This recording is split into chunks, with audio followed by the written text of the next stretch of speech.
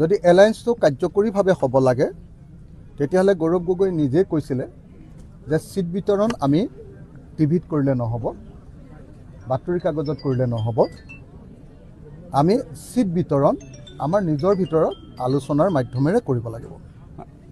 মই সেইকাৰণে যিসকলে সঁচাকৈয়ে বিৰোধী দল হিচাপে বিজেপিক এবাৰ পৰাভূত কৰাটো বিচাৰে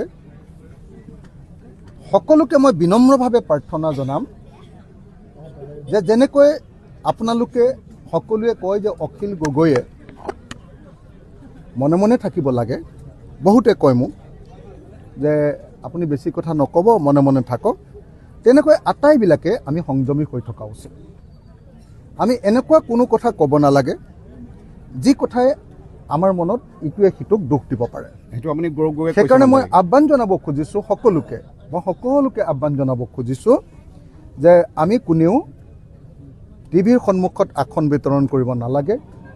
আমি আসন বিতৰণ কৰিম সকলোৰে মাজত আলোচনাৰ মাধ্যমেৰে, গণতান্ত্ৰিক মাধ্যমেৰে, সকলোৰে মাজত আলোচনা বিলোচনা সাপেক্ষে ইজনে সিজনৰ প্ৰতি সন্মান আৰু ইজনে সিজনৰ প্ৰতি সন্মান প্ৰদৰ্শন কৰি আমি আসন বিতৰণ কৰিম।